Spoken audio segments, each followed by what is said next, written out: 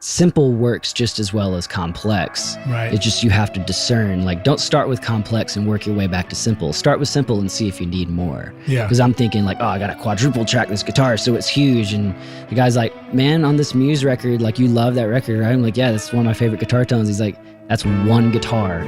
We just ran it through like 3 or 4 different things.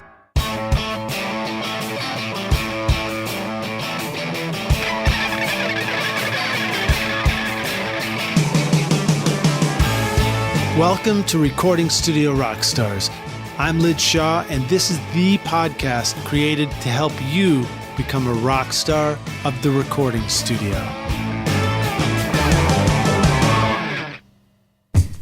Vance Powell, Glenn Rosenstein, Michael Wagner, Ray Kennedy, Buddy Miller, John McBride, and Alan Parsons. What do all these rock stars have in common other than that they should be on this podcast? They all have something great to say about MikTek microphones. Check out MikTek Audio at miktekaudio.com/artists. Hey Rockstars, it's your host Lid Shaw, and welcome back to Recording Studio Rockstars, bringing you into the studio to learn from recording professionals so that you can make your best record ever and be a rock star of the studio yourself. My guest today is Will Pugh, main songwriter in the gold-selling band Cartel. Will is a songwriter, but also a producer, mixer, artist, and is a friend of our previous guest, Bobby Holland, with a room at the same studio, Pentavarit. Will's records with Cartel have sold over 500,000 copies, and he's notched 2 top 40 hits under his belt. I'm psyched to be joining Will from his studio for this interview and plan to get into some great questions about producing, recording, and mixing a top 40 hit. Thanks to you, Bobby, for introducing us. Please welcome Will Pugh to Recording Studio Rockstars. Will, are you ready to rock, man? Let's do it. So tell us, that was about one of the shortest introductions I've ever done. So it's up to you now. Tell us who you are, man, and like, how'd you get into recording and music, and nice work on having a, 500,000 records sold for your band. Yeah. It's kind of crazy to hear other people say it. But so I started when I was in 4th or 5th grade with trumpet. That was my first instrument. So, school band, that whole thing, major scales, yada, yada. And then I got braces, which very much halted my ability to play trumpet well. So I got into guitar. My dad bought me a guitar from one of his friends that was looking to offload. Like, I think it was an Epiphone. I forget which model, but hurt my fingers to death to play. Didn't know anything about it. It probably needed new strings and intonation and all that, but didn't know anything. It kind of just sat in the corner for a while, and then Nirvana. And I learned the Come As You Are riff because it was the easiest to figure out. And the rest is history. I've been a guitar player since then. Kind of started writing my own songs. I was an only child, so I kind of lived kind of out in the country a little bit, where I didn't have a lot of friends my age or anyone to play with. By the way, I like you talking about the Come As You Are riff. So for my generation, it might have been like the Smoke on the Water riff. Exactly. It's great to think that everybody's got a riff that you can start out with. You're like, what? It's probably a good tip, right? Write that song. Yeah, exactly. Make your next song that riff that will spawn a generation. Well, I really wanted to write Smells Like Teen Spirit, but I didn't know what power chords were yet. So nice. It didn't work out for me. And I was like, wait a second, hold on. I'm still trying to decide if power chords are 2 notes or 3 notes. Yeah, hey man. Do you put the high octave on there? It if you're could cool be. Or You never know. Cool? I don't know. You never know. I started off with the 3 notes, and then for the band pretty much was like, let's just go to 2 notes. It's easier. We can use the high octave somewhere else. Yeah, and not to spin on a tangent, but we were just listening to a little bit of Kinks as we were setting up for this. Mm-hmm. And I think of those guys as, more full chords. You get to use the major third more. Mm-hmm. All right, so sorry. Yeah, sorry to steal your intro there. Take it back. No, it's all good. Yeah, so guitar, and then started writing my own songs probably when I was around 13, 14. They were terrible, obviously. Had a band, had first band in high school. It was freshman year. It was called Loaf, which was an acronym, LOAPH, but we used the @ sign for the A, which, of course, being in high school, and I'll just ask forgiveness for this terrible name, but it was an acronym for Lashing Out Against People Haters. Oh, man. It was terrible, but when you're 14 and you really haven't discovered a lot of the music that is going to really shape your taste. Dude, I get it, man. I've said it before on this podcast, but my college band, our name was Enormous Richard. Yeah. So you can't really unhear that one. You can't take that name. You can't unname your band, right? It's true. You can't do Which that. we actually tried to do. Yeah. We definitely made CDs and put that out there, and then people are like, what the heck is low at PH? I don't get it. And it's like loaf, you know? I'm like, no, okay. First lesson in naming bands is don't make it confusing. I don't want to debase this podcast, but was the name of your first album Pinch? No. Actually, it was self-titled. I don't think we did. No, it wasn't. I forget the name of it. It was something real obvious and trite, though, I'm sure of it. Well, right on, man. So Cartel is your big selling band. How did you sort of stumble? I heard some great stories. I was going to ask you some as we get to it, but I think you guys really kind of have been some places, right? Yeah. Well, it's kind of funny because like immediately after that band, I met all the guys that would eventually be in Cartel. We had the high school band, the first one, and then this guy, we quit and then started another band. And then Cartel is like the third iteration of the same group of guys. We called it the nucleus. It was me, the lead guitar player, and the drummer. And then the other guys kind of changed throughout those bands, but then eventually became Cartel when we were in college, like my freshman year of college. So it was 2002 is when we started writing together and doing that. And kind of just, it was one of those things we grinded out, local scene, played some house shows, did all that stuff with the other bands. Nothing really happened, just whatever, just another name in the pile. House shows were my favorite, man. Dude, when great, I was in right? college, house parties, they tended to be apartment parties, I remember some great ones where they just take over the basement of the apartment building, and those were the best. Yeah. I've been there. Still happening in East Nashville. People do them, I think, all the time. I'm sure. And they're probably way better than the ones we were like, I don't this get actually invited sounds to them good anymore. Yeah, we do. We're not cool anymore, apparently. I don't get invited. So Cartel, we started freshman year of college, and then things were just different. Like we played a couple local shows. We were living in Atlanta, where the band is from, where we all grew up. And, we played the local show at the Masquerade, and, the promoter at the Masquerade came in and was like, hey, if you guys available, like, are you touring or anything? Like, you available to open as like local opener if people need you? And it's like, oh, yeah, sure. We've never been asked that before. Hey, you guys don't sound like crap like the rest of the bands. Yeah, exactly, yeah. So we kind of just, kind of hit a nerve after a long time of figuring it out. And we still don't know what we did specifically. It just, the chemistry just finally clicked, the right place, right time. Got signed by a small label in California called the Militia Group that had a couple bands, Copeland and the Rocket Summer, that have lasted pretty good long time. It got a name in like the underground, like emo, quote unquote, scene. So we signed with them in 2004. Went on tour, the whole van and trailer thing, living like slums, figuring it out. Yeah. Figuring out gas money from place to place. And then things started to happen with our first EP. And then we went into work on our first LP. It was called Chroma, that we did at Tree Sound Studios in Atlanta with a couple guys named Zach Odom and Kenneth Mount. And that was their first like real production thing. Like Zach had gone up in the intern thing at Tree Sound, and Kenneth went to MTSU actually. Nice. And they were in a high school band together, so they knew each other really well and always recorded their band's demos. And they came up and recorded, they saw us at a show in Atlanta, got us like, hey, let's come in and do a song at Tree Sound. We're like, what? Real? Oh my God, yeah, we'll definitely come in there. Tried to offer us a production deal with the studio manager, because they were just getting started. And we're like, oh, we're already signed. Do you guys not know that? And they're like, oh, well, let's talk to the label. And the label's like, okay, yeah. And I kind of cut a deal with them to do our first album at Tree Sound in Studio 11 there, which was recorded on the same desk as Synchronicity with the Police. Really? Mm-hmm. What kind of desk was it? It was an SSL 9000, I'm pretty sure. That was like before the days of me actually knowing what stuff does in the studio. Synchronicity, what a great record. That was a meaningful record to me because that was my freshman and sophomore year of high school. It was probably sophomore year, I think, for me. Mm-hmm. And so I remember like riding the bus and hearing that play over the speakers. Yeah. Well, that's what I actually, when they told us that, I was like, oh man, like I like the Police, but it never really, when you're that young, you haven't had enough time to digest all the music. So I was like, oh, I'm just going to go listen to that record a lot. it was like, got some history. I'm working on the same desk. It'd be great. Yeah. So dove into all that, and it was rad. So yeah, we did the record there, and that ended up being the one. We just lightning in a bottle. We tracked the whole thing in 17 days. Tracked and mixed in 17 days, and then flew out to LA, and Gavin Larson mastered it from tape.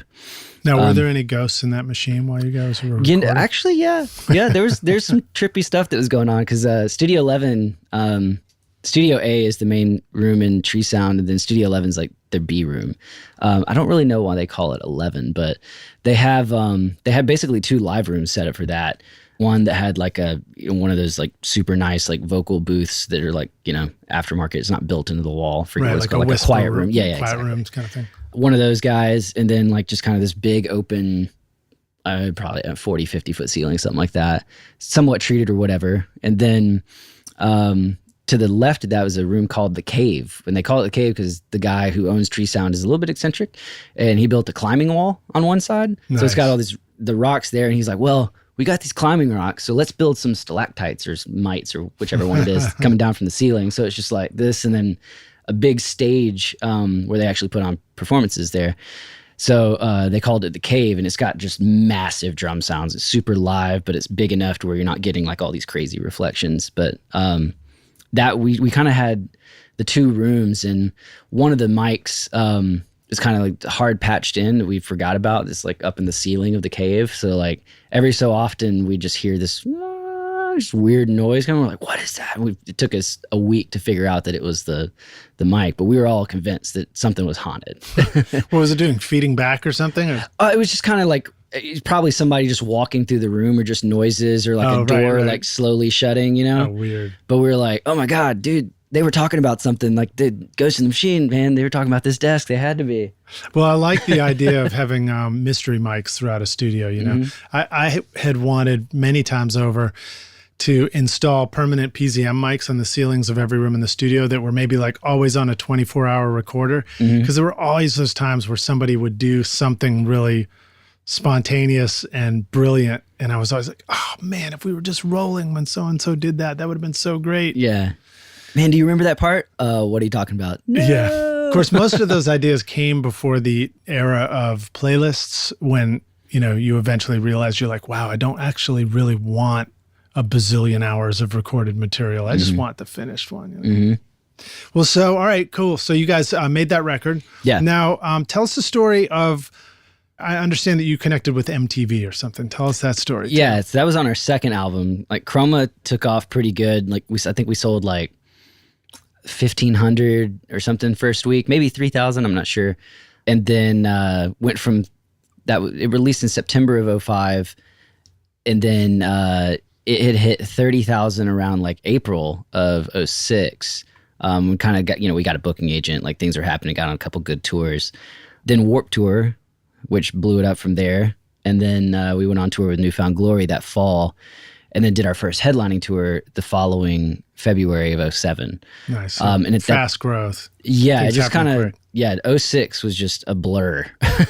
And we went from probably, 8,000 or 9,000 records January 1 to 180,000 by the end of the year, which for a band that, essentially just getting started, just kind of getting our name out, and, touring just hard and heavy that whole year, it was pretty rapid, especially from that scene. It just, records that sell over 100,000, you're like royalty at that point. Right. And that was kind of crazy. So after that sort of like skyrocket success, and we had a single that they wanted to work to rock, and we were just a little too like, my voice is definitely not like real, not a lot of that going on. So we had to work it to top 40 because we were a little too hard for Hot AC. So then they were like, all right, top 40, which doesn't make any sense, but I guess at the time you could still get guitars on there.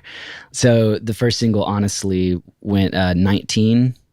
Yeah, I think that was where it peaked. So how did that connect you guys with MTV? Well, that we had started doing like TRL, like we were like one of the last bands that like were actually like playing TRL and like going on. We did that. I think we were on TRL 3 times, only played once. But then MTV, they were like, hey, those guys are easy, chill, because it's kind of all, we were super laid back about the whole thing. It was like, this is not a big deal. Like, you guys making a fuss about stuff is hilarious, but we'll play along, Right. So they're like, you guys are chill. Like, this would be a good concept. So what they did was this concept series called Band in a Bubble, or The Bubble, I forget. But they there was this band in Australia called Regurgitator that had done the same concept. They basically built this structure on like a pier or something in Sydney, I believe it was. And it was kind of like an art installation. We're going to make a record. You're going to be able to walk by and go like, what is this? Like, you can look in and see these guys like tracking and doing stuff. Like, what is that? And it's just kind of just a promotional thing for their record. Very cool. No cameras, no nothing. It was just there. I think they made a documentary. I'm pretty sure they made one. Cool. So that led to the Band in the Bubble thing. And then MTV asked us to do it. We were on Epic Records at the time. They all got together, big New York orgy, and here we go. That's awesome.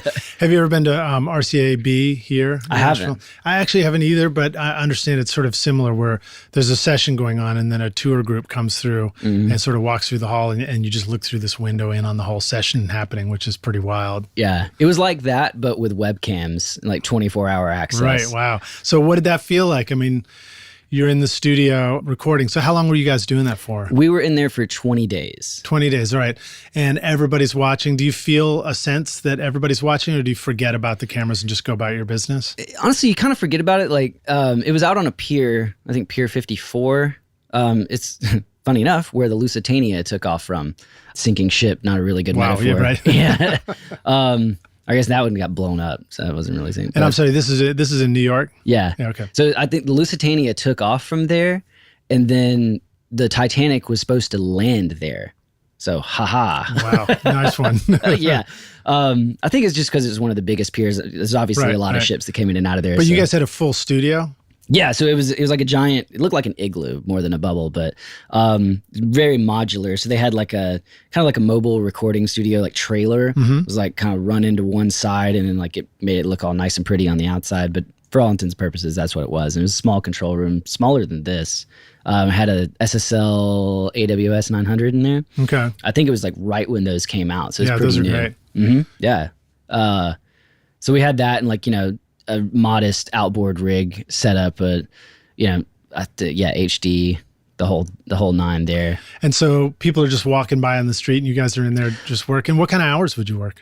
So it was open from like 9 to 8 every day, where they could walk down the pier. Because it wasn't like you're just not getting foot traffic. People would kind of run by and look and go, what is that? And they have to like go down, a 200-meter pier or something to actually see what's happening. Interesting. But they had volleyball courts and stuff set up. It was just more like a chill, relaxed thing. They had like a bar and some concessions. So people would just kind of come down there and just hang out. Their kids would play and they just kind of just see what's up. They've got some speakers on the front. So they're hearing what you're doing? Yeah, but it was odd because sometimes the feed would get mixed up. So when we were recording, they would scramble the webcam feed every so often so that people couldn't just rip our album as we were listening back, Oh, interesting. Which in 2007, the people still cared about that, right? Yeah, it was like the Stone Age compared to now. Like it's really hard to do that. But so on the outside speakers, you could hear it, but every so often, they would scramble. So people were kind of like, that doesn't that's sound some right. weird Especially music. if you're singing, it's like, dude, that guy sucks. But funny. so it really didn't like affect us that much. It was just more like, oh, people are there and we're doing a thing, Well, so that brings up a good question though, which is if you're trying to perform and you're trying to deliver something, especially if it's a vocal, if it's emo music, it's meant to be emotional, right? How did it feel to feel like people were watching you when you're trying to be vulnerable with a vocal take? Was that even possible? So we tracked all the vocals inside the control room. There were no windows in there. There was webcams, so you knew people could see you. But like honestly, by like the third or fourth day, once we were actually like rolling pretty good, we had individual cameramen all around. Like you just kind of get used to it and turn it off. It doesn't even matter because there'd be guys like with a camera just sitting right there looking at you. Like, and I had my back to the wall. We kind of made one corner like a little vocal booth, so I wasn't seeing anything, but I knew like.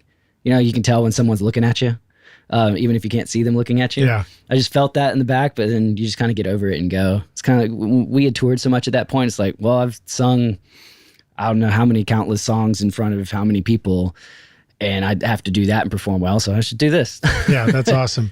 Well, it's a cool thing, and it's cool to realize that you can, just get used to it. And I think that for a lot of listeners who I refer to as the rock stars, a lot of rock stars are probably wanting to write songs. And I know even for me, lyric writing is probably the hardest thing to do. And to just start singing stuff out and make mistakes can be really intimidating. Very. And even if there's nobody there, but if I'm feeling like maybe somebody's listening, it can be really like, oh man, I don't know, I can't really say that stupid thing. Yeah. So it's cool, that you guys were able to do it and just have the whole world watching like that, Yeah, I mean, we were a very tight unit. Like we had been friends for I don't even know how long. Most of the guys before I met them had grown up together. Yeah, so, that helps, doesn't it? Yeah, you're kind of a unit. It's kind of like the army. It's just like an us versus them. And like, we have this little platoon going on and everything outside of that is just noise, Well, that's another thing that you mentioned. You commented about how quickly things happen and how your band stood out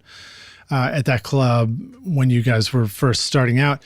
But yet you were already playing in a band where you had played with some of the same core members. Mm-hmm. And I find that that's a good theme too. It's like, sometimes if you can find some people that you make music with and make music with well, initially, it's worth keeping a team together because there's a lot of power in the comfort of just, feeling at ease and at home when you're making music with people, making records. Oh, yeah.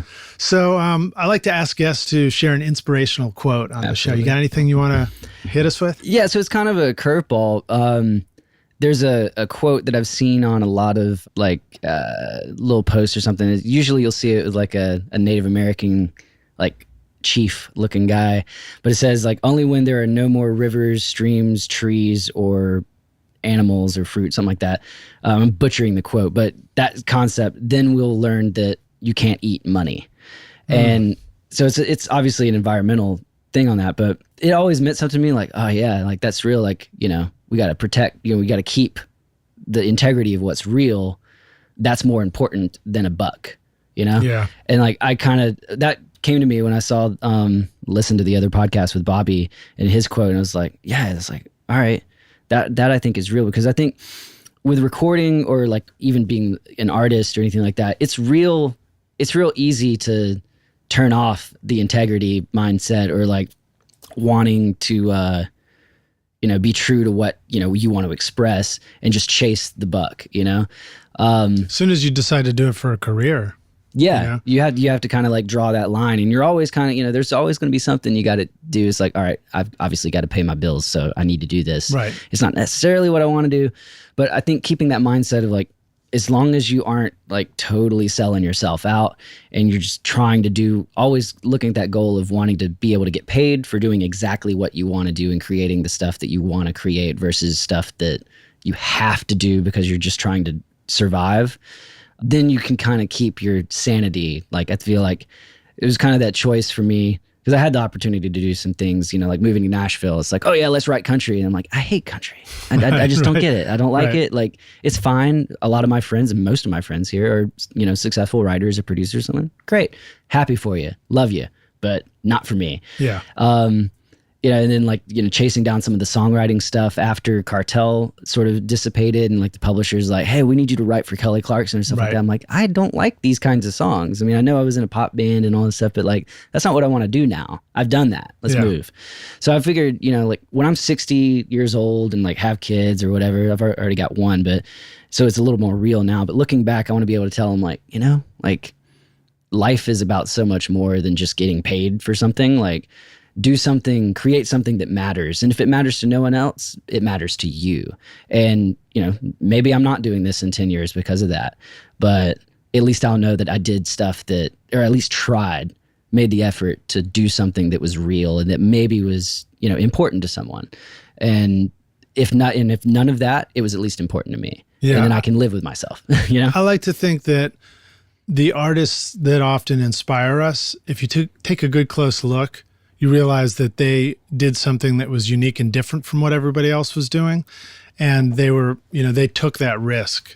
Yeah. And so it's like, if that's the thing that inspires you and makes you want to make music and everything, it's like, try to remember that whatever it is that's totally you, that's not like everybody else, is most likely the thing that's going to make you stand out and have your biggest success when it comes along. Now, that said, you make a good point. We got to pay bills. We got to feed our kids. Yep. That usually is better if you feed your kids than if you don't. And so therefore you're going to have to make choices. But the questions are, where do the choices come in where you do need to consider what goes well with the commerce side of music. Mm-hmm. You know, maybe it's not in the creative stage. Maybe it's not in the inspirational stage. Maybe that needs to stay precious. Maybe it has more to do with, you know, once you're putting a song together and somebody else is going to listen to it, okay, maybe it's time to, like, you know, put a good careful polish and edit on your material so that it is more listenable. Or maybe when you're performing, that's the time that you need to really consider what your audience's experience is. Yeah. You know, but at the initial stage, the inspiration, the why do you want it, what do you want to say, what do you want to write about, how do you want to emote it or whatever, that should be personal. Mm-hmm. Absolutely. It was kind of funny because, I mean, we started succeeding in the band when we were pretty young. I mean, Chroma came out when I was 21. I didn't know anything, you know, like I was just, you know, you're very instinctual. It's all like, you know, primal in a sense where you're just doing whatever. And like, you know, we didn't have extra songs. With Chroma was 12 songs. There wasn't a 13th song. Like it was just, those are the 12, we're ready, and then go. Yeah. And it was pretty much like that for all of our records. I think our third album was the only one that we had extra material for, and we only had 2 extra songs, and one of them ended up being like an iTunes exclusive. So, I mean, there's really not a lot left, you know, on the plate with our songs. So, you know, it's one of those things where we just kind of flew by the seat of our pants, but then, and didn't really like try to overanalyze what we were doing. It's just like, okay, you know, but then we got to the second album and it's like sophomore, you know, everybody talks about the sophomore album, like, all right, now what are you going to do, you know? And, well, that first album is always a collection of a variety of songs. Yeah. Actually, Jesse talked about this a lot on his show, and Jesse Cannon, who we were talking about, previous guest on the podcast. And I feel like, as I recall, he was kind of debunking what I'm about to say. But I'm suggesting that for that first album, you know, there can be a collection of songs that maybe have assembled themselves over the past 5 years as you're sort of developing your craft and getting to that record. And I think maybe his debunk was like, come on now, these, you know, you've probably been writing all kinds of material before you get to the first record. So it's not like it's just out of nowhere. Yeah. But so all right, so you did make the move to Nashville. Mm-hmm. Here we are standing in your control room of your studio. Let's take it to the studio. Let's start talking about your space here. Tell us about this studio that you're in. Yeah, so right now I'm in Pentavarit with Bobby Holland, previous guest, as mentioned before. It's a 5-room studio, 5 production rooms, 2 of which are connected to Live Room. This is kind of a bittersweet moment because I think, yeah, today is the last day I'm actually even going to be in this room, moving into the control room B here that's being remodeled and renovated by our glorious landlords right now. But it's, yeah, like I said, it's kind of bittersweet. This is about I think it's a 12 or 13 by 15 production room. We got an ISO booth, have our own bathroom and shower, which is nice because it's the only ensuite bathroom in the studio. So we don't have to blow up everybody else in the main bathroom. It's we call it the lodge because there's a lot of wood. I forget the guy who actually did this. It was I shared this with a guy named Scott Harder, who's a really good writer and producer. But the guy before him, he ended up doing all the woodwork here. So it's kind of like pallet wood put around. Yeah, it's angles. cool. It's a nice warm feel in here, and like a little bit of a rough finish on the wood itself. Mm-hmm. And I like that sound too. I feel like it gives a kind of a soft bounce back off the walls. You know? Yeah, no, it's very cozy in here. Like it's what a lot of artists who have come in here and work with me and say. They're just like, yeah, it just feels comfortable. Now, the room that you're building, your new control room, does have a console in it. Yes. This one we're in right now is more of the classic, well, not classic, but more of the new concept of like a table with a keyboard, a MIDI keyboard on it, and then your computer keyboard, screen up a little higher right in front of you, and the speakers on either side of the screen, which I like that kind of control room. And I honestly have not had a control room like that. I've had sort of a console in the middle for so long that I envy you, you know. I like the idea that your speakers that you're working on and mixing on are much closer to you, and it feels more intimate and you can hear the detail. And you actually just got some new speakers in here too. You want to tell us about those? Yeah, so I got the Atomic 610s made by a guy named Norman Druce, who started Atomic Instruments with Reed Shippen. They were initially started as a power supply company for consoles. That's right. Reed talked about it on his podcast episode with me. So like their whole thing was, and Norman's kind of like the mad scientist sort of thing, but he wanted to re-envision how that whole thing, is. So instead of like a, 16 space rack with a bunch of power supplies. Let's just condense it to one thing and to make it better. So, kind of revolutionizing that concept, which, for a guy like me is just kind of, a neophyte into all this. The concept is just like, yeah, we're just going to make a power supply that's going to make the console sound better. It's like, how? What? Well, how does that work? Yeah. That's what? Okay. But he kind of parlayed all that into his speaker design. He's been designing speakers, I think, his entire life, but never really made it something to do. Dan Auerbach asked him to make some speakers for him for his studio here when he was doing the Lana Del Rey record, which coincidentally ended up being, I guess, the first version of the 610s, which is what I have, which are, they're made in the style of the old Altec speakers from Abbey Road. Mm-hmm. They're smaller than those, but, 6-inch mid-range, 1-inch tweeter, and a 10-inch sub on the back of each. And Rockstars, if you're not familiar with Dan Auerbach, he is of the Black Keys. Yes. Great band. Local. Now he's local. One of the the transplants that Nashville gets is great. Doing good things, but thankfully he asked for these because then I wouldn't have them now. But these are the first production model that it comes with an amp and a crossover that Norman built himself. The crossover, not the amp. Inductor-based crossover, which is pretty rare, but gives them a lot of cool options with tones and like frequency points and whatnot. But they sound incredible. Killer. Listening back on them, they were playing back really quietly, but it's like the low end was solid. The whole frequency spectrum was really well together. Yeah. And the reverb, I could hear like great depth in the reverb and everything, which is great. Just listening back to some records off iTunes there. They all said that everybody that knows a lot more than me have said that they're near fields that sound like mains. Right. Which is awesome because I don't have a lot of room for mains in here. Yeah, so we're in a small control room. I know you're building a new one. We can talk about that too, but let's talk about this one. You've been working in this one for a while though? So almost 2 years, about 18 months. Yeah. Okay, so tell us a little bit about a typical session. How does a record sort of begin, evolve for you in a small space like this, and then finish out? Yeah. So I bring the artist in. We do a little pre-pro, kind of just plug up. I have a Universal Audio Apollo and the Twin. We kind of just run all the guitar cables and whatnot into those. Set up a little mini mock band session here. The drummer's slapping on his lap. Just go through the songs. Get all that straightened out, and then we go over and track in Bobby's room.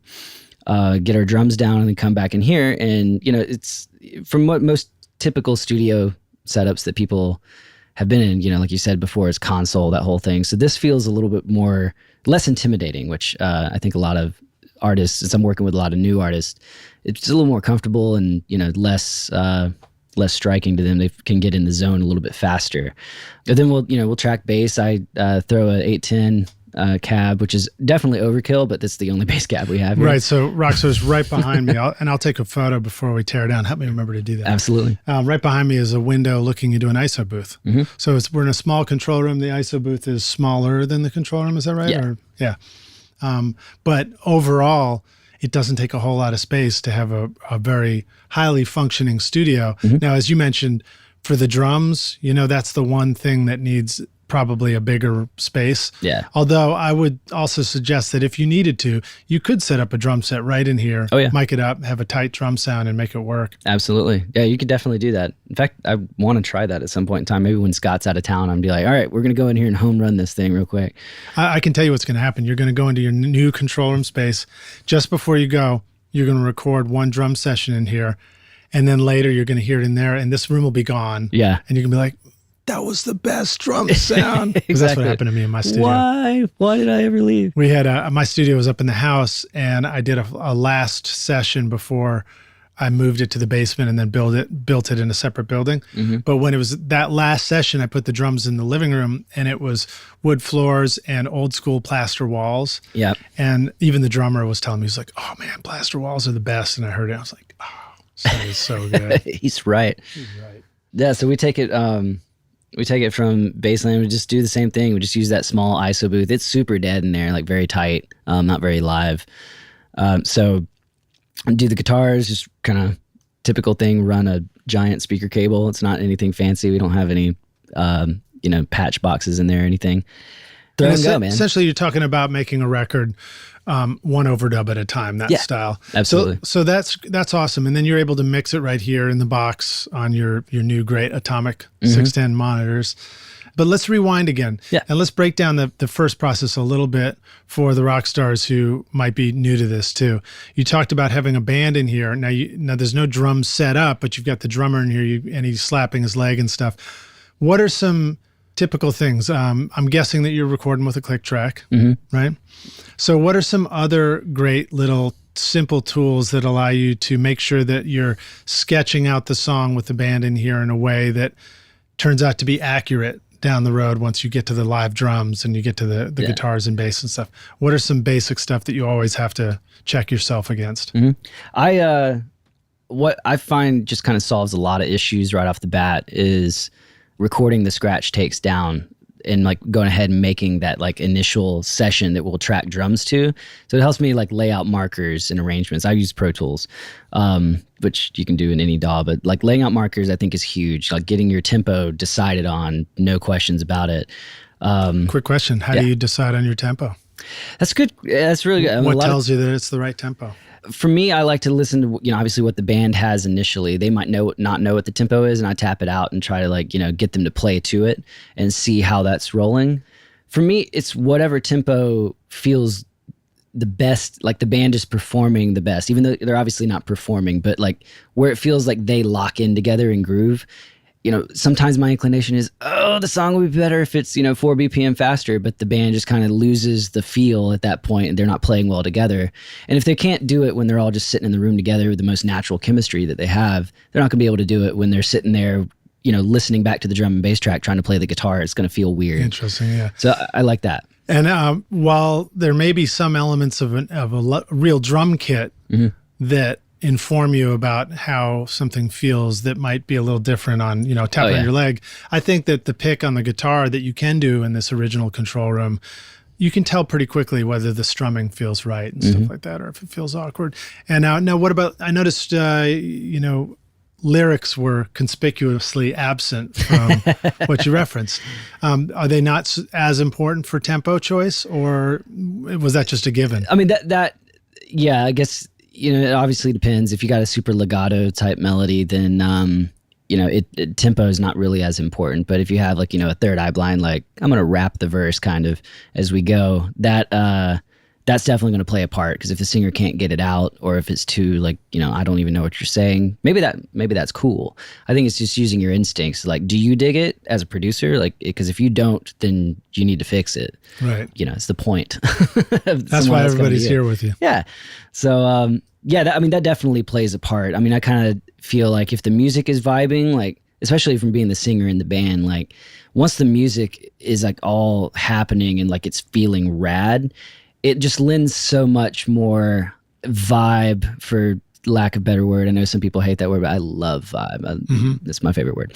But it lends so much more to the performance, to the confidence that a singer has, which is paramount pretty much for tracking, that they're able to work with the band. It just seamlessly all falls together. So that's really important to me. I mean, I guess it's funny that you say that, because being the singer in the band, and like that's probably the most knowledge I have from a recording standpoint, because I've spent more time in a booth than anything else, that I don't really think about it a whole lot, because it's something that just kind of is natural. And I think that goes with anything, like with a drummer producer.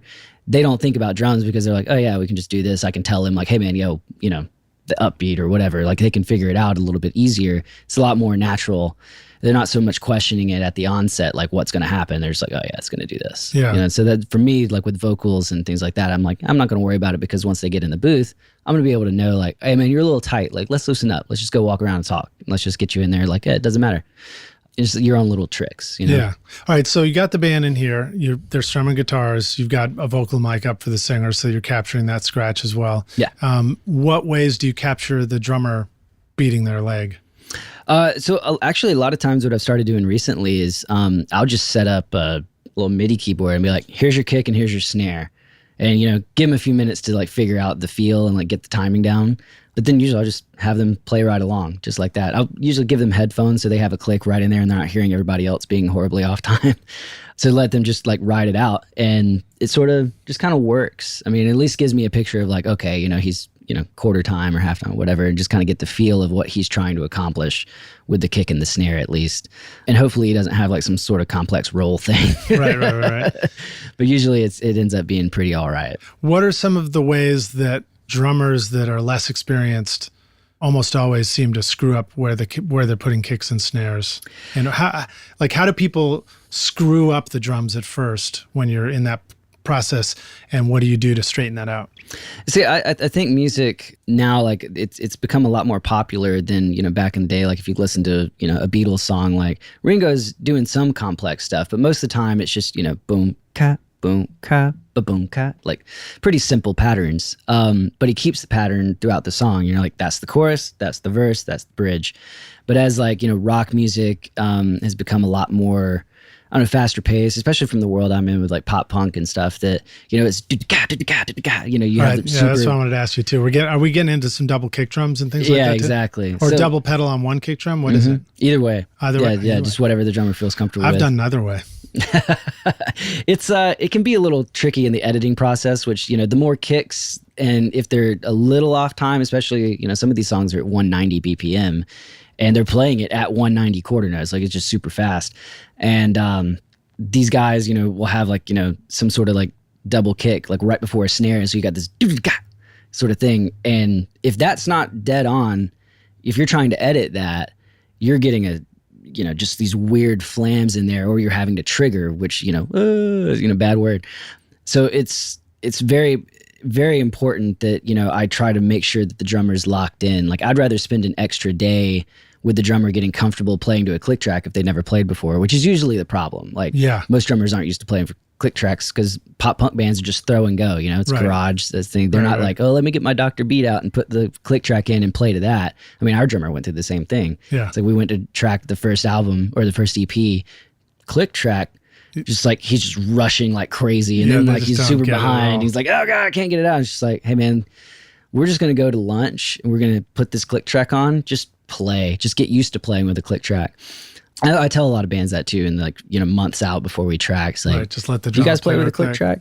Just let him play anything to a click track. Just turn it on and just start playing. Doesn't matter what you're playing, just to get used to the feel. Because then you kind of get the guide thing. But that's the biggest thing for me with drummers. Yeah. Interesting. So I don't myself record music in the style that you're talking about so much, but I'm guessing that in that style with the fast drums and stuff like that, there are sort of different rules that apply to what adds up to be the right kind of thing. So in my world, more mid-tempo songs and things like that, singer-songwriter-y stuff, I feel like kick and snare placement, I see drummers misplacing the accents between the kick and the snare that should be matching up better with the guitar strum and the vocal phrasing and stuff like that. So yeah, it can be kind of interesting. Like there's a few different bands I've recorded where, in the genre itself sort of spreads out, where you got some like, a Paramore, like their older stuff. Yeah. They're not super like, they're not doing the whole super fast paced pop punk thing, but they're kind of laying back more like a rock band. So it does matter a lot, getting that placement correct there. But, with some of these bands, they're just like throwing it down, like every quarter note, there's snare going on.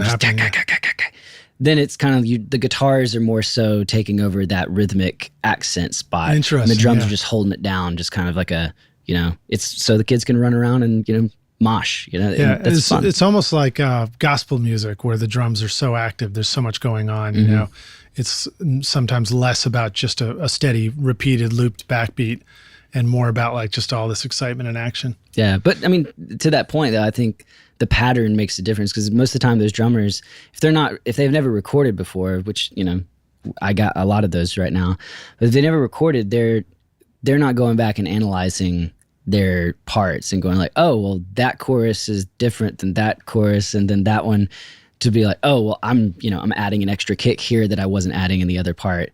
So to me, it's like, hey, you got to kind of look at yourself like you can do whatever you want, but you sort of need to look like if it's a chorus, you need to do the same thing unless there's a reason you need to change it. Like if you're trying to be artsy and like, yeah, I want to add a kick drum here, then add 2 and then add 3. Cool, that's rad. Like as long as you're purposeful about it.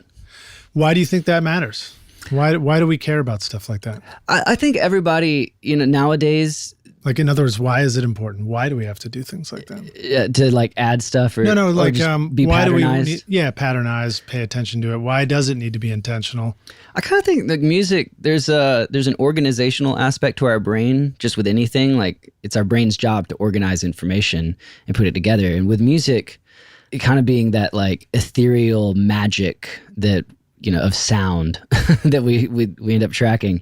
I think that the brain needs to organize that so that it feels repeatable. Like it's something that kind of like it's a hook. Like I kind of look at everything as a hook. Like it could be a drum part, but even if it's super simple and it's not what you notice, that is definitely doing something that's like creating the backbone for a bass part, which could be just one note the whole time. But that if the bass part is one note the whole time, that is doing something to something else. It's there's always like a proportional relationship to the parts that I feel like if you overlook that and just kind of like let chaos reign, maybe that's cool. I don't know. Like you could call that art as well, but I feel like listeners' brains, specifically mine, I guess, like we want to see things repeat. We want to see things like come back or have that moment. And maybe it's leading up to like, oh, well, the fact that I deviate from this in the third chorus or the outro or something while playing the same part makes it interesting just cause like that way. Because up to now we hadn't been deviating. We've been doing the same thing or something. Yeah. So, as we're talking about this, I'm thinking about how there's two different kinds of hooks. There's the hook where something's repeated and you anticipate it. Yeah. So it's like, that's what a pattern is, right? If you know it's happening, you begin to anticipate it. And then there's one where you break that anticipation and you throw us a curveball. Like the one that pops into my head is in that REM song, The World as We Know It, where everybody goes, Leonard Bernstein. Yeah. Right in the middle of the song. Exactly. Like that only happens once in the whole song. But that's a total hook because everybody knows it. Yeah. I mean, at a concert, everybody's waiting for that part and then bam, everybody. That's the only lyric I know in the song. Exactly. There you go. Yeah, that's interesting stuff. True. I like talking about all this kind of stuff because it's fun to just sort of like step back and look at it and think, why the hell do we do this? Why is that important? And really think about it. Let me see. I got some more specific questions for you too. Cool. What's your favorite part about recording? Ooh, my favorite part is just seeing the song go from just an idea to something that everyone can listen to. That was like always the magic when I was a kid of like trying to track myself, like had Cool Edit Pro on a gateway computer with like this little desktop mic for, voice over internet stuff before it even really existed. Putting that in front of a guitar amp or an acoustic and like tracking it and going, that sounds like shit. How do they make it sound so good? I don't know what's going on. And then actually being able, fast forward a decade later, actually being able to track bands or track my own band and like make, something that goes from my head, like, I like this lyric. Here's a guitar part. Here's a band. Here's tracking. Here's a finished product. That to me as a kid, like I always harken back to that. Like as a kid, that was magic. Like, oh my God, this is so cool. I can just listen to this whenever I want and not have to play it. Getting to do that for other people and kind of see, a band take ideas and like hear it and then just be stoked at the end, hopefully stoked that I did a good job and that they, I try to be a little bit transparent in that where they can just hear themselves and be like, yes, that's what I wanted. Yeah. That to me is just like, it's like, yeah, being an artist for so long and like, migrating into the production thing, that's always special for me because I know what that feeling is and it's super special. So yeah. No, I'm with you. It's really motivating as an engineer or producer to help somebody else realize their music and then watch them light up as they listen to it, Yeah, it's definitely the most rewarding Smile part. in the back of the room, Get excited about it. Yeah, that's what we're here for, man. Yeah, it's funny you talked about recording the demo of an idea and going, oh, that sounds like shit, and then, turning it into something that sounds great. Oddly enough, I've had the opposite experience at times where I record on the micro cassette recorder or the iPhone, the things that have the built-in limiter. And I'm like, oh, that's going to be so cool. And then I go try and do it in the studio and I'm like, eesh, Yeah. Until you do it right. And then you listen back and you're like, oh, that's great.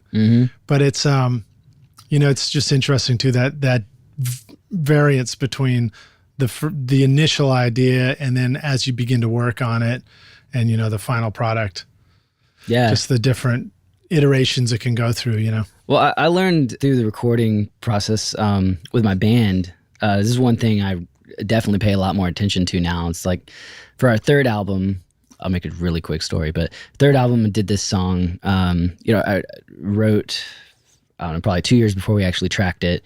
Did a demo probably 6 months before we tracked it. And I recorded it. I was kind of in the hobbyist phase of recording at the time. Had a decent interface. I was doing it on Logic because I think that's when Pro Tools got weird for me, and like my iLock wasn't working, so I was like, screw Pro Tools. So I went into Logic. I felt that way yesterday. Yeah, I bet. I still feel that like every week or so. I'm like, nah, I gotta just stick through it. But did the demo, so like I had recorded it pretty well, but Logic does a lot of the things with the presets, that I didn't have a lot of outboard, but their plugins were doing a lot, like kind of making it dummy proof. Yeah. So track this vocal, and we get to the actual recording phase, and the producer's like, man, what did you do in that demo? I'm like, I don't know. I just in my bedroom at home, like in the middle of the day with my dog laying there, like I just sang it. Like, and he's like, whatever vibe you were in, man, that was the one. And like there were 30 vocal takes that he was comping from to make that. And at the end of the day, he's like, I want you to come in here and see how much of this demo we're using. Demo is red, and all, everything else was a different color. So it was primarily red. He's like, man, I'm telling you, like, you need to, like, don't discount demos, because there's always some magic in there that sometimes you just can't beat. So if you really focus on like making those demos cool, which was what I would say to any producer out there, especially like just doing scratch tracks or like working on the basics before you actually go to real recording, like don't just throw it away. Like, unless, maybe it's cool when it's like purposely recorded just kind of sparingly or whatever, but don't throw it away. Like, you can capture some real magic that you end up using in the records. Because on that album, which is our third album, I would say a solid 30 to 40% of the production was stuff that was done in demo phase that we brought in and kept. Maybe we layered on top of it or something, but there's a little magic in that sometimes. And same thing with our fourth record, like because I produced our fourth record, so I had done a lot of the demos at home, and it was just like, I'm keeping this. This is great. Yeah, well, there's something. I mean, you talked about doing vocal takes, and comping a vocal take.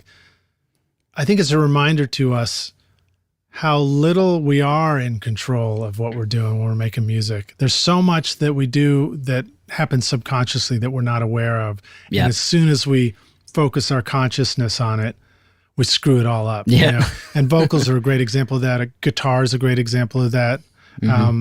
You can play a guitar really differently, and especially in acoustic, there's a huge dynamic in the way you play acoustic.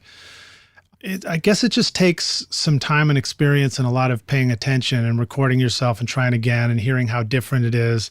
You ever notice, like, you get somebody to play guitar and they do 2 takes, and you look at the waveforms on Pro Tools and they're way different, They'll play one really quiet and it sounds great, and then they'll go to do an overdub again and they're playing too loud, and all of a sudden you don't like the guitar anymore in the track. And that's the kind of thing that really can happen from demo to the studio, is that demo, you weren't thinking about it. You're probably thinking about something else when you sang it. Yeah. And the voice just translates and communicates this message in a certain way that's really honest and just right for it. And as soon as you go to do it again, you're like trying too hard. Yeah. So Rockstar, something to really, really watch out for is those subtle differences, and just be really careful in the studio that you don't try too hard. Yeah. I mean, like, does it ever sound good if you try too hard? I don't think it does. Like you can spend doing like drum shootouts and mic shootouts and all this stuff, and that's cool. There's a good time for that. But if you set aside a day, like, hey, we're just getting sounds today, we just want to see what's up and like have some fun experimenting. As long as it's fun, then cool. But like, if you're trying to create and you've got the singer out there and you've got 8 different mics, and then he's about to track, or she is about to track on whatever mic you choose, they don't care. Like, by the time they get, to the mic that you choose, they're done. Yeah, like, they already sang a great take. Yeah, their emotion is spent. Like, it's not natural. So I feel like it's very important to, know your gear and like try to get the best sounds and have it from that angle. But there's something instinctual and magical about music when you don't put pressure on it. It's like the like quantum mechanics, how like if you're not observing something, it's just living in this beautiful state of like, simultaneous craziness. But as soon as you observe it, everything slows down and it becomes something else. And it's kind of like that. Like, I've had a time where a guitar player he was about to track a solo, and I got him plugged in, and I'm playing the track back, and he's going over it, and I'm getting levels, and he's nailing it, just crushing it. I'm like, woo, it's gonna sound so good. And then a second I turn around, I'm like, all right, here we go. Click. Garbage. Yeah, because he's thinking instead of just going. And I think a lot of times we got to remind ourselves of that in our artists and in the clients, but also remind it with ourselves. Like, with the engineering side too. It's like, oh, is it the 250 or the 300? Right. Shut up. We have as little control over the engineering of the sound as the artists and the musicians do over the performance of the sound. Mm-hmm. Hate to say it like that, but it's true. It's true. It's like, by trying too hard with our engineering, we will screw it up just as badly as a musician trying too hard to perform it, Yeah. Not letting it just happen in the moment like that. Mm-hmm. And I like what you're saying about knowing your gear. So it's like, know your mics and your gear ahead of time so that mostly it's probably like Richard Dodd said when he was on the show too, it's about trying not to get in the way of it. So a lot of what we do with the engineering stuff is just trying not to screw it up ahead of time. But once it's time to go and record, it's like you can't really control what's going to happen so much as just hopefully have been prepared so that you don't screw up what's about to happen. Yeah, exactly. Let stuff happen. Yeah, I mean, there's some magic in it, and like, I don't know, with engineering, I think you have to. Like, I come from school, just a little background. Like, I didn't go to school for this. Like, I made records with my band, and like, I'm always, my type of personality is if I'm interested in something, I want to know how it works. Right. So with recording, obviously it was a natural thing. Like, it's my career. I'm a musician. Like, I'm in a band. I want to know how to do this just so I know what's going on. So on our next record, I can be like, oh yeah, now I want to double track this part. And then on this part, I want to put a phaser and, do all the stuff in the box afterwards. So I came from just learning and like looking over people's shoulder and like, what are you doing there? What does that do? Oh, when you turn that knob, I like it. I'm going to go over there and look and like, all right, what does he just do? All right, he changed the threshold, or like he, rolled the high pass filter up. Okay. Just little things like that. Just like, all right, that's important. I need to think about that. And then, corner him later and force him to tell me what happened. Yeah. But you talk about double tracking too. So that's a good example of production and engineering. Once you understand what doubling up vocals is and panning them and stuff, all it really does is enable you to make the decision, hey, let's try that. Mm-hmm. But that's as far as you get. Yeah. I mean, that's as much control as you have. Then you just try it, and then you're just listening in it, and you listen to it, and it either is working or it's not working. Mm-hmm. And that's about all you can do. You can't really over control it, and if it's not working, you may not be able to make it work. But really, you just, by knowing all these production techniques, it allows you or empowers you with the knowledge to make a decision to at least attempt it. And that's kind of it, right? Yeah. Yeah. Another thing, just for a vocal tip like that, it comes from tracking my own vocal a whole lot. But what I find is really, as far as double tracking and like just little techniques with that, what I find is really the easiest way to get something that works is like maybe on your chorus or like any part where you think you might be double tracking. Maybe it's the whole song. I usually get like three to five verse takes once they're in it and like performing it well, and they got the lyrics right and all that stuff. And we've gone over melody. 3 to 5 takes on a verse, but when it gets to the chorus, we're singing it 10, 12 times depending on what I'm thinking in my head. Mm-hmm. Because what I will do, I'll build a double out of their main takes. So they're not thinking, oh, I'm doubling, so they'll kind of lay off it or something. Sometimes that's cool. Sometimes you need that, but a lot of times you'll find that in your takes if you're good at comping. Yeah. And patient with it. But it allows for things like a stereo, instead of having a mono and then like a stereo double. Sometimes I like to take the lead vocal in the chorus and just go left, right with it, no center. And it's doubled, but it's the main sound. Like Radiohead does that a lot. Yeah. I'm sure a lot of bands do, obviously, but it's really easy to get something that complements itself if they've tracked it, not thinking that they're doubling. Right, because it's more similar. Yeah. Because when you're doubling, if you hear the other one, you end up singing differently. Mm-hmm. You'll lay off of it or like over sing it or something. And that could be a cool sound sometimes too, for sure. Just a couple of thoughts that pop into my head. I remember hearing that David Bowie was a great doubler. Mm-hmm. Like he could go in and sing the second take and it would just lock right up to the first one beautifully. And I remember also hearing that John Lennon hated doubling, which is why they invented automatic double tracking as an effect, so he didn't have to do it anymore. Yeah, and it's rad. I mean, that's the thing. You just let the creature be the creature. Lennon created something there that people weren't really doing before, and like we all thank him for it now. And Bowie, it's just like, oh yeah, you're the man. All right, so let me ask you a couple more tech questions. Yeah. How do you like to record drums in the other room? And I know the big room is getting built. So what are some things that you envision you're going to try for getting great drum sounds in there? Well, so the way we track now, we have 12 channels, your typical kick in, kick out, snare top, snare bottom, rack floor, overheads, hat, front of kick mic, and then a stereo ribbon mic for the rooms. What's a front of kick mic? So we use, there's a lot of different ways to use it, but the way we use it, we have an AEA R44, which is a big ribbon mic, typically a vocal mic, but we stick that like right over the kick drum. You kind of have to play with the position, but facing the snare. And essentially what you get with that, what we're looking for is a good kick and snare balance, because the null point on the left and the right will be the toms or the ride cymbal. A lot of times we're trying to just get rid of the ride because we don't want that right there. But what we'll do is like hyper compress it or like, just totally screw with it and make it a cool sound that we can, or straight up the middle, just that sounds great, so that we can roll that in and blend some of the drum punch back in or like add some funky factor. Like I've done it with like one of the Shure Elvis mics, using that through a comp torsion pedal, guitar pedal. Wow. And it kind of gives this cool like fuzzy gated thing that can work really well on some things. It's just kind of, you have to use your imagination, but it's a very versatile mic and what you can get out of it. And you can kind of let your other sounds be typical and have fun with that one. Just kind of mess with it. Sometimes you don't even use it, but it's there as a good thing. And I think that'll come across really well in the new room because it's much more live now when we raise the ceilings, put like wood planks on the ceilings. We're going to get a lot more of that like big, awesome drum sound.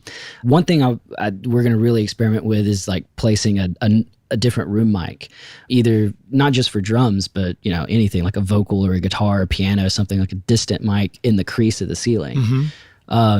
We don't know what we're going to do yet. We're just going to have some fun playing around where there's a small diaphragm condenser or a PZM or whatever. We're just going to play around and see what we can do. Any good tricks for getting a mic to stay on the ceiling? Screws. Just screw it in. Yeah, we think it's going to have to be a permanent thing because unfortunately we can't afford something like Blackbird that has like the automatic pulley system with like the big like sprinkler rail where they bring it up and down. That's awesome. You know what you could do? You could put little screw eyes up there and then just loop a string through it and just do little manual pulls. Yeah, like little theater style. And like a little cleat on the side of the wall that you just like tie it up to.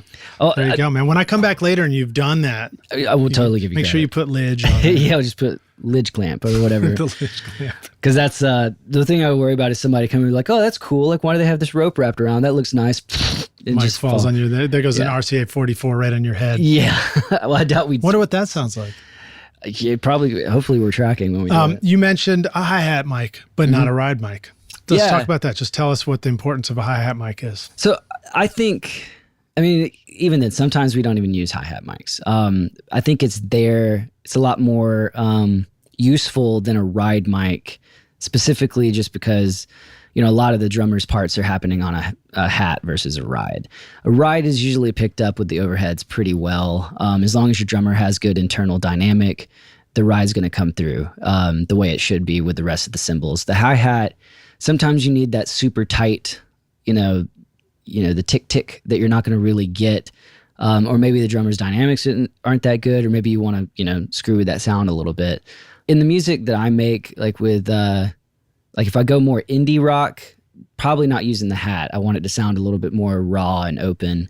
But with like pop punk or something more traditional rock and they're doing some, cool hat tricks or something, I'll want to take that sound and, maybe it's the verse and I'll, turn it off in the chorus or vice versa. Right. But get that, I find that isolated. One of the reasons I can see a hi-hat mic being really useful, and I am guilty of not using them enough, not having it around enough when I need it. Yeah, it's easy just to not record. But here's what happens to me when I wish that I had had a hi-hat mic.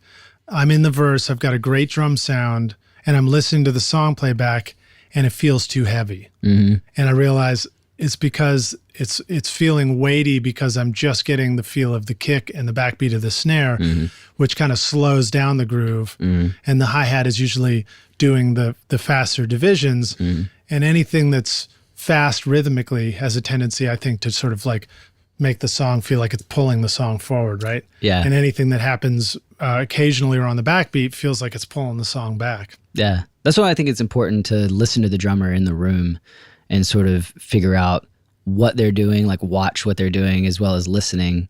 That way it kind of helps you be like, all right, well, he's, if he's the way he's sticking even, like, all right, he's really hammering on those toms, so I don't need to get him too close. One, because he might crush the mic. Guilty. I've seen that happen. It's been my fault. But, two, it's like maybe it sounds better, a little pulled off, or maybe we want to do like a double mic system because he's real light on it, or, who knows?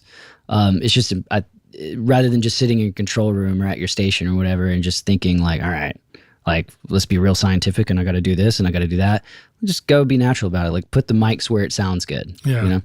All right. So last question, and then we'll go and take a break and go to the jam session. Sweet. Tell us about mix templates. Do you have Yes. some ways that you like to start your mix, and any tips you want to share about that?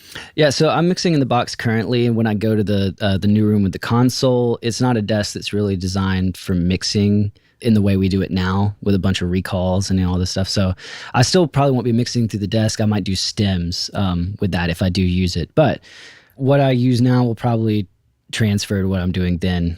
Essentially what I do is I set up a bunch of buses where I have a kick, snare, drum, parallel drum, lead vocal, effects send, which I think is a really cool trick I'll jump to in a minute, but an effects send, a low vocal aux, which is just like an octave thing just for usually only in pop mixes or something, I'll use that. And then I jump into all my effects returns, which I think I have like 9 of them. And I usually always set them up. And then I do kind of group buses of 1, 2, 3, 4, 5, 6, 7, 8. Pre-master, master, and then the 2 prints of the mixes. The unique thing about all this is what I do is kind of old school that I feel like makes your actual mixing session happen a lot quicker, is that on all the sends, I pretty much fill up all the sends. So I can use 8 at a time. I have all of those buses in every track in the session before I import the template, if it's something I'm doing, obviously. But I'll take and go ahead and load up all the sends with, verb, plate, long verb, so on and so forth, do the whole thing. That way when it comes time to mix, I'm obviously not going to use all those sends on everything, but right. It's easier to get to rather than think like, oh, I think this drum might need some this, or this vocal might need some that. I can just go, boop, grab it, go. And like, I'm not having to wait to click on something and then scroll to the menu. It's just like, you're just moving, just like a console. That's awesome. Yeah. Let's take a break and we'll come back in for the jam session. Cool. And we'll dig in deeper into what all the specifics are of the template. Tight. Rockstars, we'll have links to all the stuff we're talking about in the show notes. Of course, if you're listening on your iPhone or on your Android or on your computer, if you're on a phone, for example, you should just be able to click through right here on the podcast player, and then you'll see clickable links you can hit with your finger. If you're driving, maybe don't do it while you're driving. But if you're doing something else, you don't feel like typing, you should just be able to click through and you can just click right through to a link. And if you got some YouTube examples for us that we want to listen to your music, we'll include those in the show notes too, so that people can click through and check it out. Cool. See you in a sec for the jam session.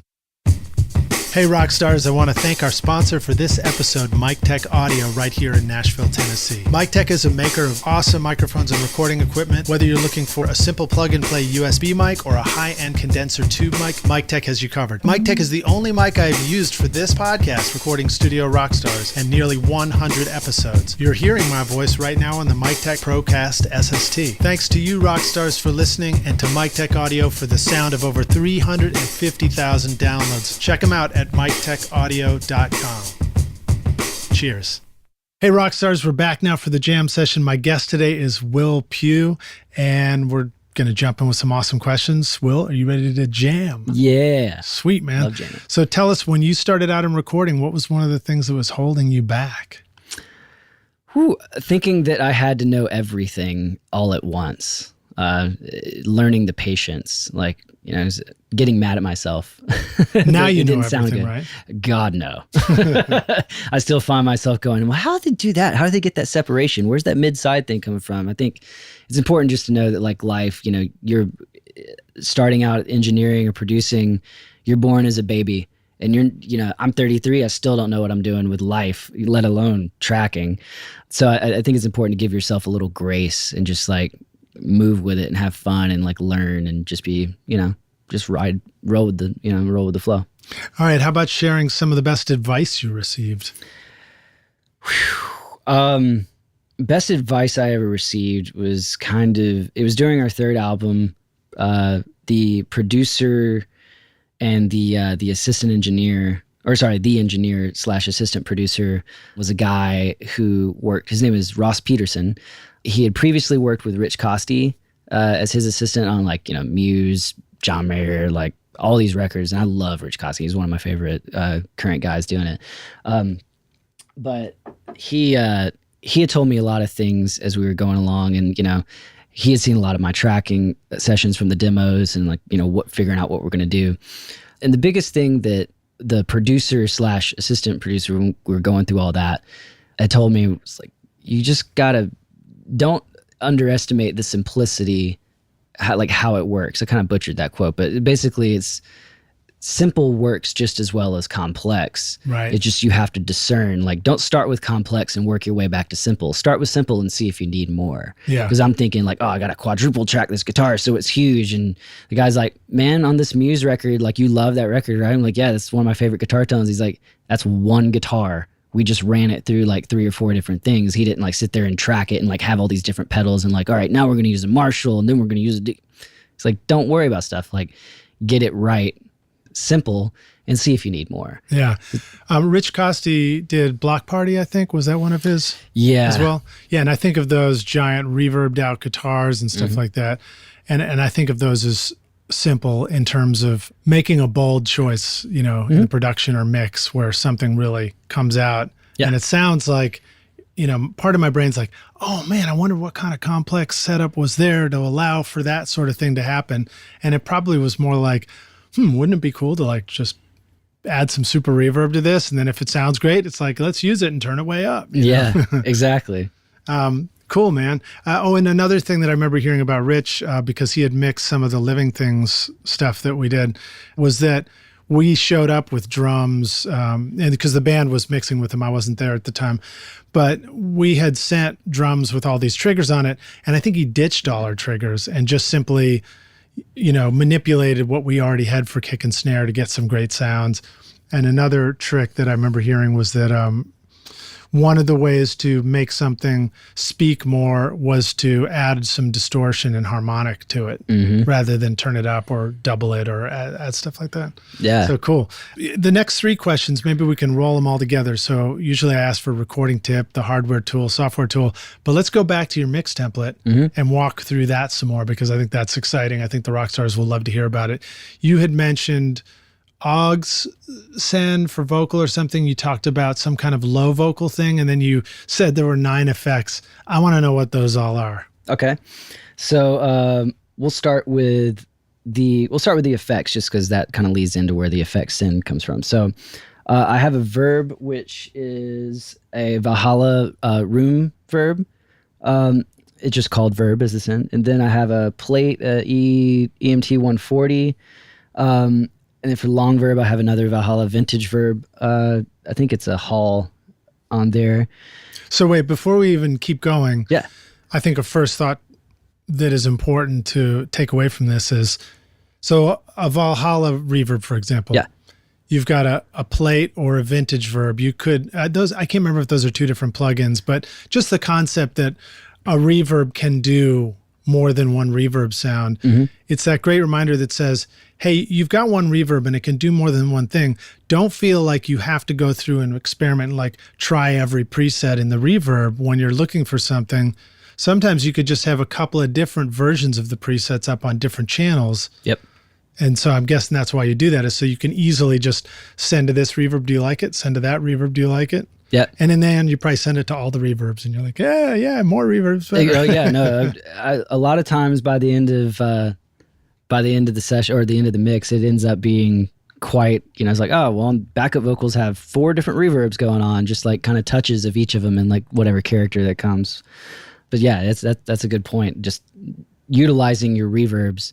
It's not like you have a single unit just sitting in a rack that's I've got to make a decision of which setting I'm using. Yeah, or it's having one plugin of a reverb and then having all these presets that are hidden there is kind of like having a whole bunch of cool guitar pedals, but they're all up on the shelf. Yeah, exactly. As opposed to having stuff that's out and ready to go where you hit one button and you're hearing it right away. Mm-hmm. Yeah, it's just, it allows you to be creative without like laboring down the process. It just makes mixing fun, and it saves a lot of time.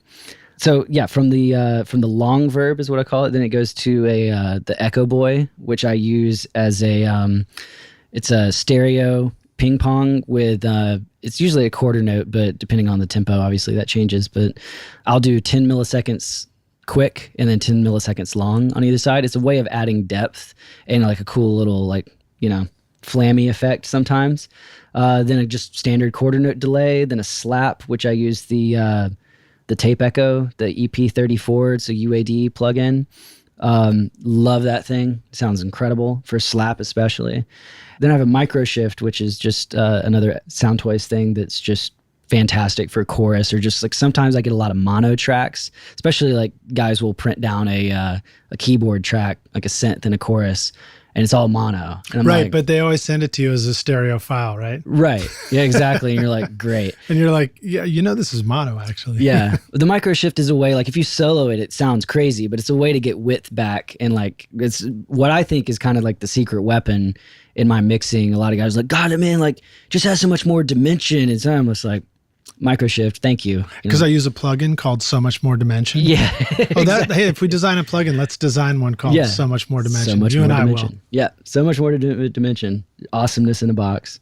And then we have this thing called crazy effects. It's mostly used for vocals, and I kind of use it a lot in the pop stuff with a, like the new chopped and pitch vocal, just whip, those sort of things.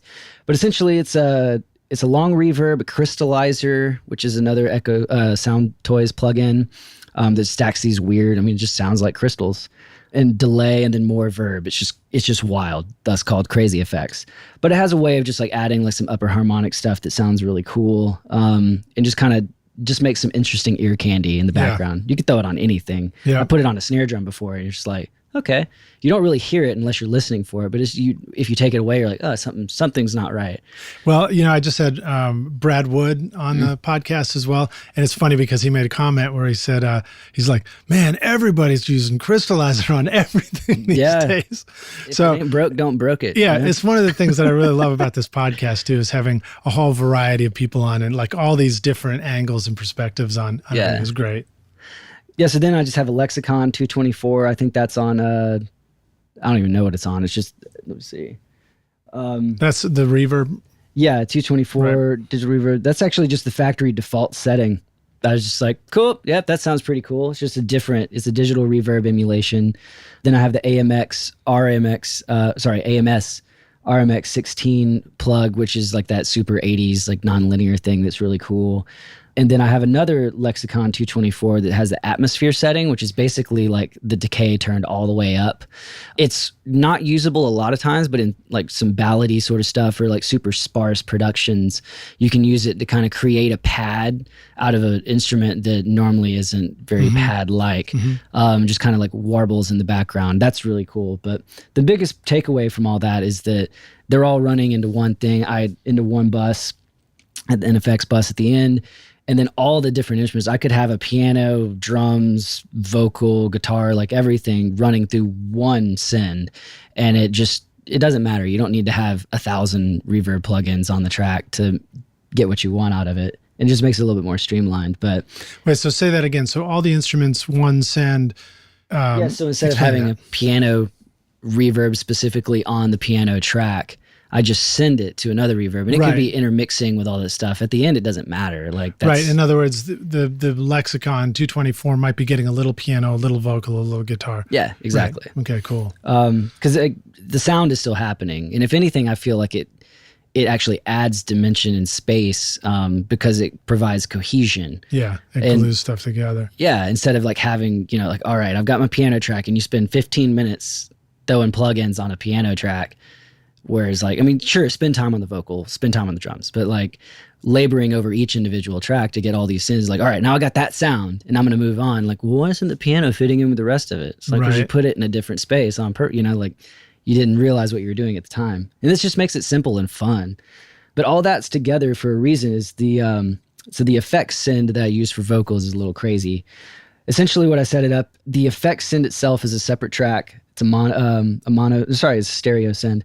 It's got the verb, the plate, the long verb, the echo boy, and the quarter delay on it.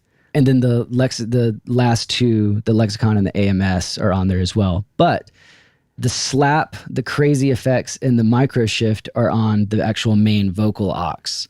That's because that kind of builds the actual vocal sound, the base layer of like, that's what I want, even when all these other verbs aren't happening. If you turn that effect send all the way down, cool.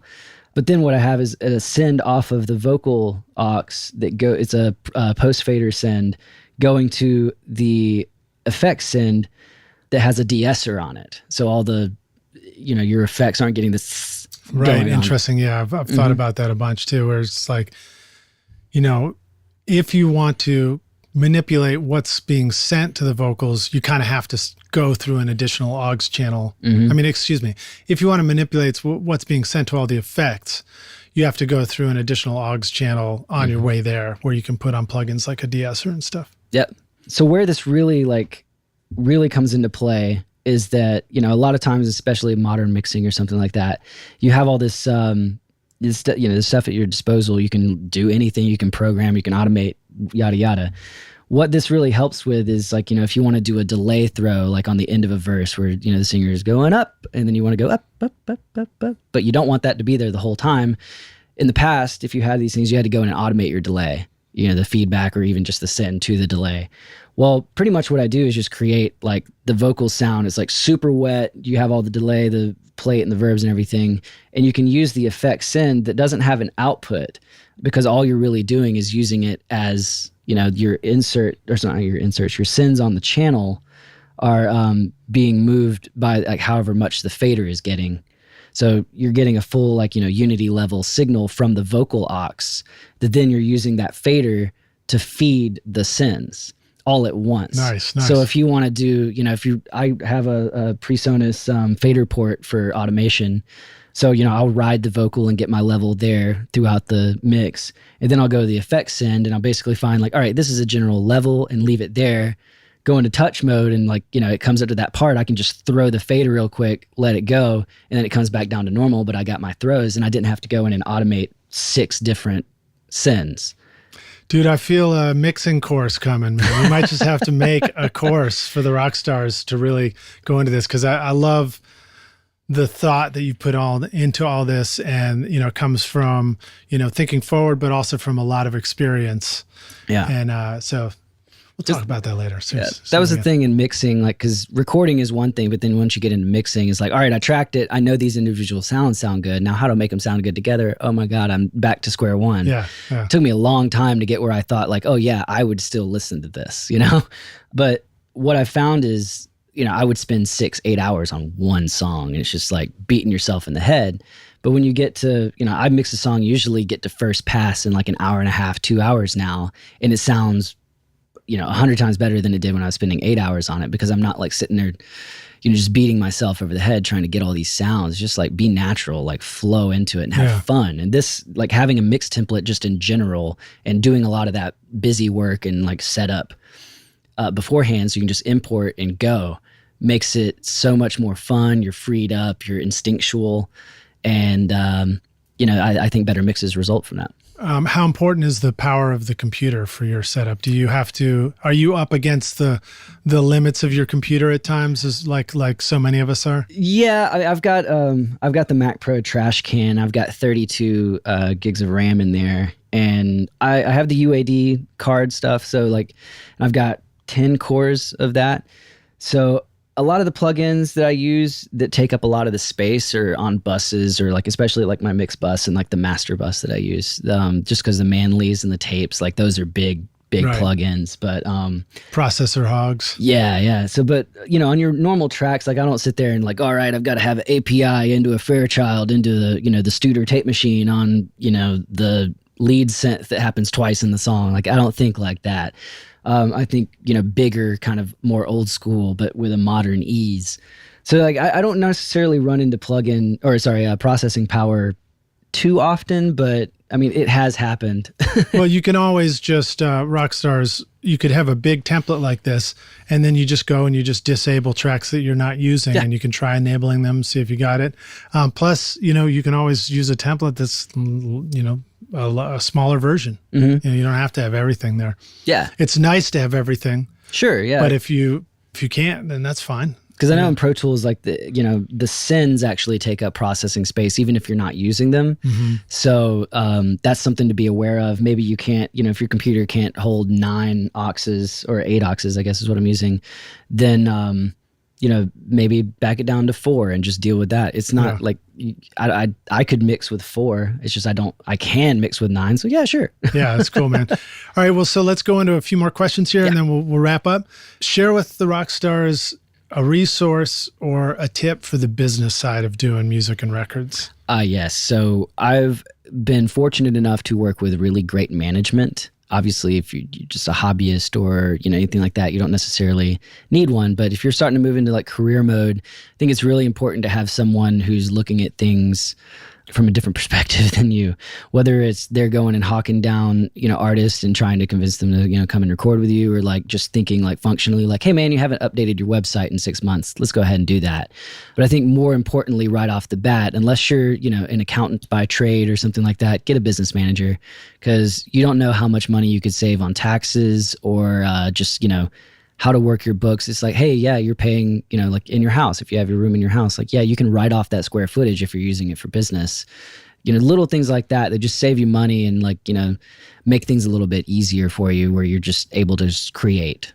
I mean, because my business manager, she gets paid like maybe by the hour, but she might put in $250 worth of work a year. She just has a lot of clients, but once a month she'll sit there and look at the books. Hey, was this, she goes through the statements, does a thing, business expense, puts in her little QuickBooks thing and then moves on. Yeah. And then in the year, boom, boom, boom, goes to the tax prep and donezo. But it just saves so much headache, so much time. Like I don't have to sit there on April 14th and like be cramming to get my taxes done. It's just like, okay, I can work in a mix. Much more fun. Are there any software that you're using around that makes your life easy? No. So, having the business manager kind of eliminates the need for software. Sounded like you said QuickBooks, right? So she uses QuickBooks. Yeah.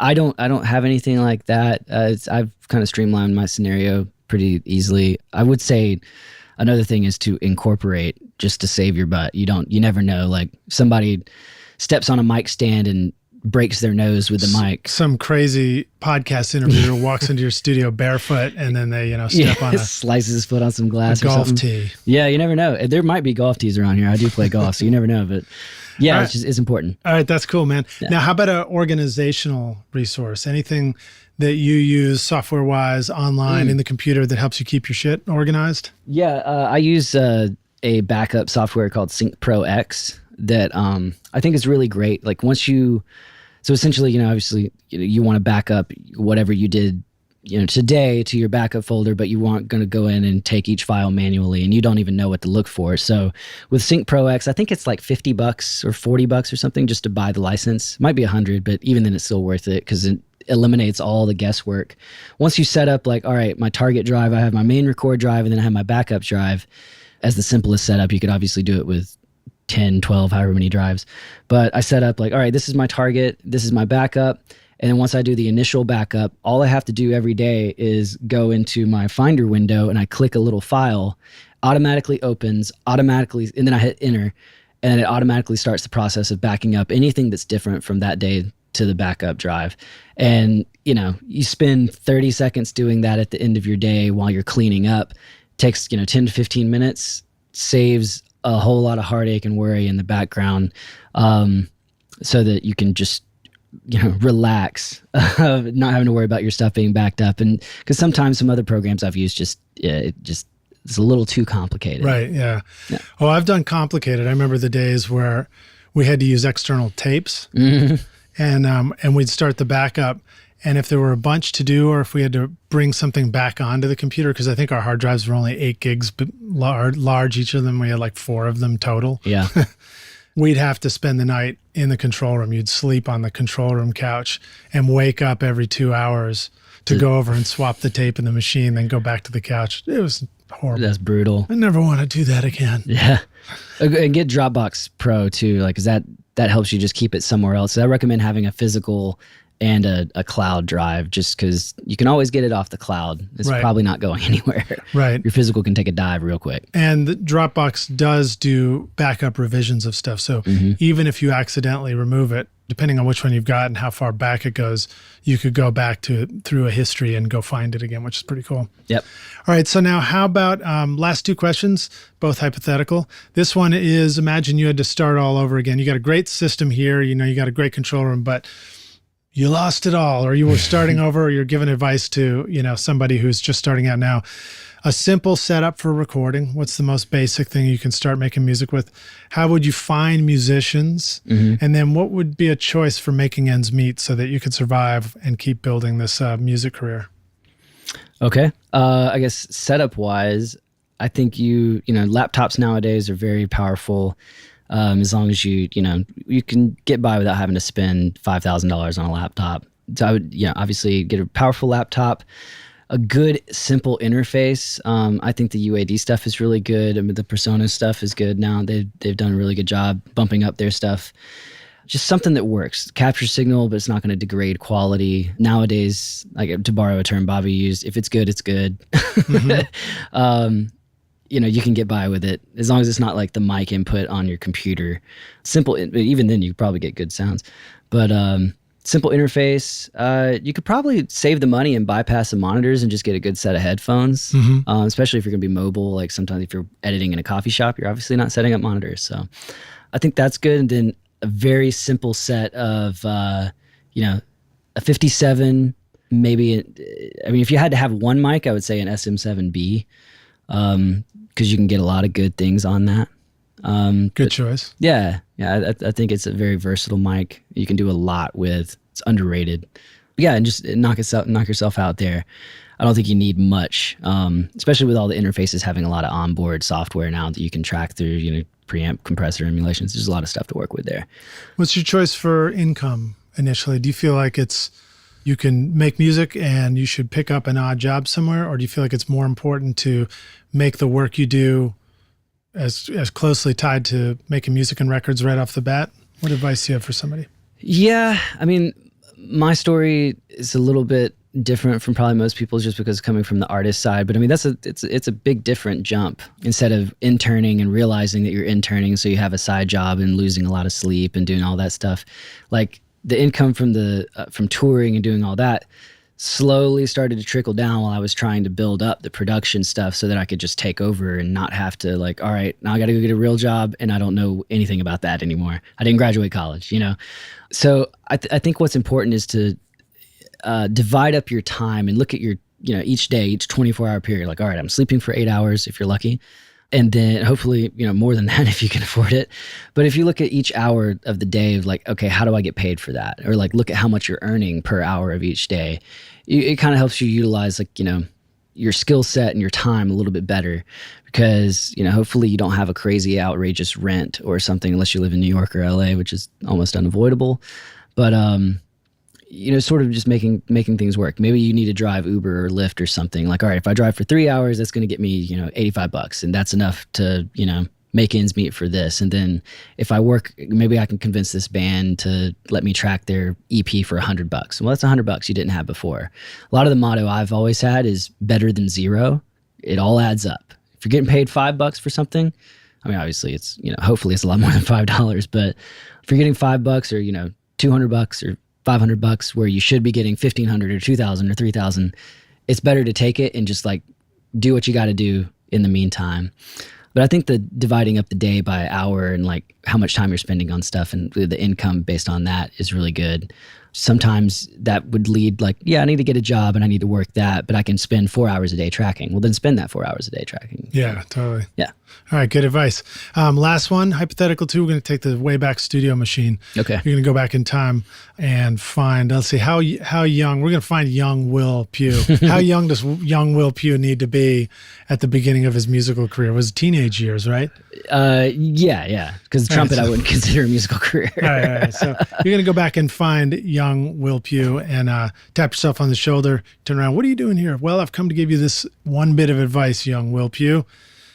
Here's the single most important thing you need to know to be a rock star of the studio yourself one day. What advice would you give yourself? Shoo. To me personally, I wouldn't say for anyone else, but knowing from where I started and where I'm at now and what would have helped ease the transition to now a lot sooner, gain staging. I got a lot of conflicting statements at the beginning of how to track. Some people are like, oh yeah, you got to track really low so nothing clips. And some people are like, you get it as loud as you can before, but just make sure nothing clips. And then like the whole idea of like compression and EQ and stuff on the back end, I think that one concept, had I known right when I started recording my high school band's demos with, a terrible setup, even if you have a terrible setup, you can make things happen if you know how to capture sound well. Yeah.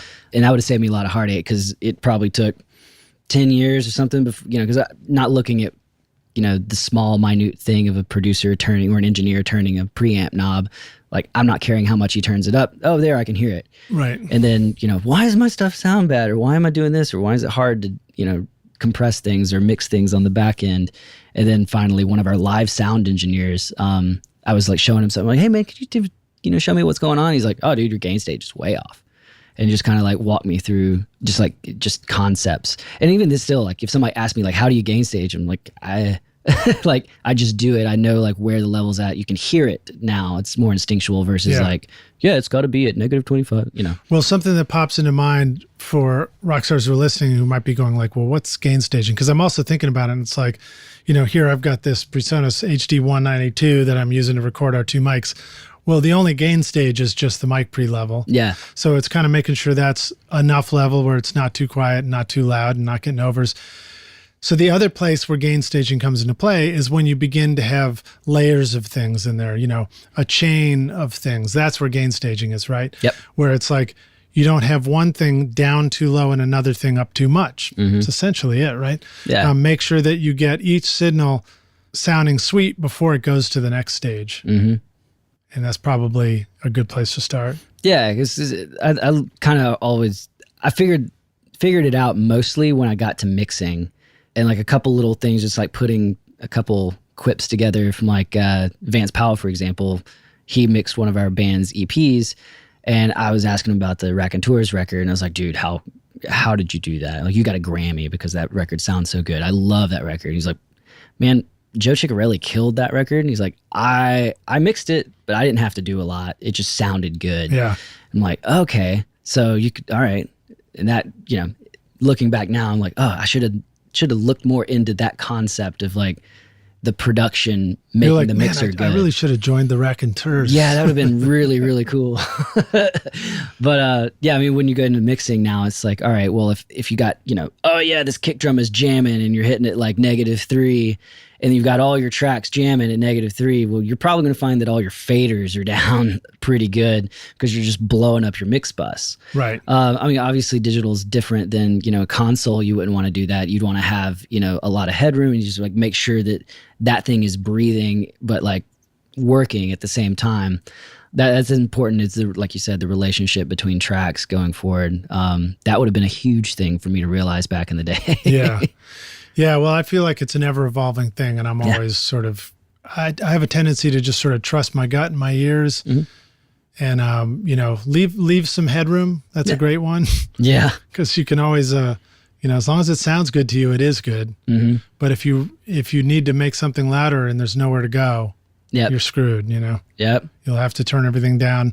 And then when you turn everything down, you'll doubt yourself that it still sounds like you thought it sounded a minute ago and all that. So, all right. Well, Will, thank you so much for joining us on Recording Studio Rockstars. That's all I got for you. Let the listeners know how they can find you and learn more about you. Yeah. My website is willpughmusic.com. It's Pugh is how you spell that. And then I have Twitter. It's at Will Pugh, WILLPUG. Just stupid. Lesson learned. That's the advice you'd give yourself? Yeah. Make sure you get your full name on there. Don't do tricky spelling, rock stars. Yeah, well, people always mispronounce my name as Pug, which, easy mistake. So I just kind of took it as like a tongue-in-cheek joke. I'm like, I'm just going to make my Twitter name Will Pugh. Now everybody actually mistakes it because they're like, oh, it looks like this, but I should pronounce it like that. So whoops. But yeah, that's Twitter and Instagram. I don't use the Facebooks. Too much drama. So yeah, Twitter, Instagram, and that's the website. And the website has all the pertinent links to like discography and SoundCloud and cool, YouTube, man, and all that. Cool. And then how about the studio itself? That's just through your personal website? The studio is pentavaritstudios.com. It's PENTAVARIT studios.com. Nice. Yeah. All right. Well, again, thanks so much, dude. It was really a pleasure hanging out and talking. I thought we got to talk about some really cool stuff. So I appreciate you taking time out. Of course. No, thanks for having me. Well, we'll see you around the studio, man. Absolutely. All right. Cheers. Yep. Thanks so much for listening to Recording Studio Rockstars. If you enjoyed the show and want to help make it better, please leave a rating and review on iTunes to help reach more people.